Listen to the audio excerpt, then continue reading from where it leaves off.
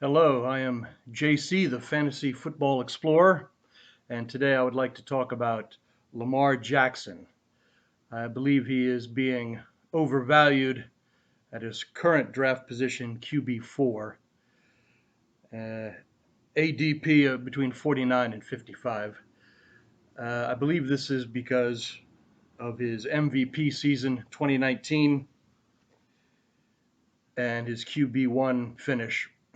That was 2 years ago, now three. Now, his MVP season, he had 36 pass touchdowns, 6 interceptions, over 1,200 rushing yards, and 7 rushing touchdowns. His passing touchdowns dropped by 10 in 2020 and by 10 again last season. Last season, he finished with 16 pass touchdowns, 13 interceptions, only rushed for over 700 yards and 2 touchdowns. Tom Brady had 2 quarterback sneak touchdowns, so he really underperformed. And I believe that defensive coordinators are catching up. They know what he likes to do. Now, they can't stop him from rushing because of athletic talent, but passing is just falling off the table. It doesn't look much better for the 2022 season. I have the Baltimore offensive line ranked 20th, just middle of the pack, and the wide receiver group I have ranked 31st, only the Chicago Bears being worse. Last season, Lamar Jackson finished as the QB8 in fantasy points per game, and out of total fantasy points, he finished as the QB15. So I can't recommend anyone draft him before being QB8. I wouldn't draft him anything higher than the 8th quarterback off the board. I just don't see it, and people look back to the MVP season and they fall in love, but that's football, and this is fantasy football. The Jacksonville Jaguars. Last season was a dumpster fire, and Urban Meyer never should have been a pro coach. He just didn't fit in with the pro league and the pros.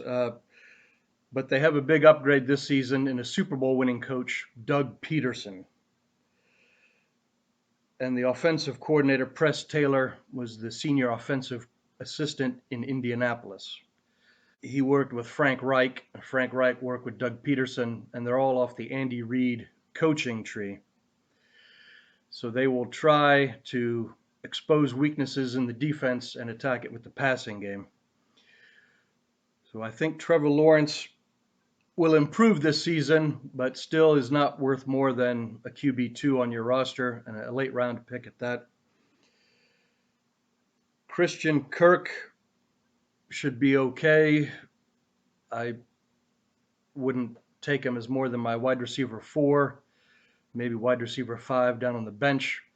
Watch the season play out and see if things improve.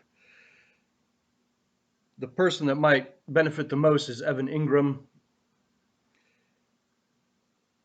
He was really laboring in the salt mines under Jason Garrett, the offensive coordinator in New York. He has a real chance this year to do something. The Philadelphia Eagles, when Doug Peterson was the head coach, had a lot of use for the tight ends, and they really excelled when Peterson was there. Marvin Jones, maybe at the end of your bench, if you're in a deeper league. And Zay Jones, I wouldn't say is fantasy relevant at all. But you may want to keep in mind for daily fantasy, it might be worth it as a very cheap option to round out your roster. You may want to keep that in mind for the first week of the season. After that, the professionals will catch up. Now, the people that know more than anything really are the people that work for the sports books. they have the algorithms and the computer banks and the statisticians and everything, and so they're the ones that really know. And when they lose their ability, I think some of them are being found at the bottom of Lake Mead right now. So those are the people that really know. But to get the jump, maybe the first week of daily fantasy, and then after that, I think they will catch up.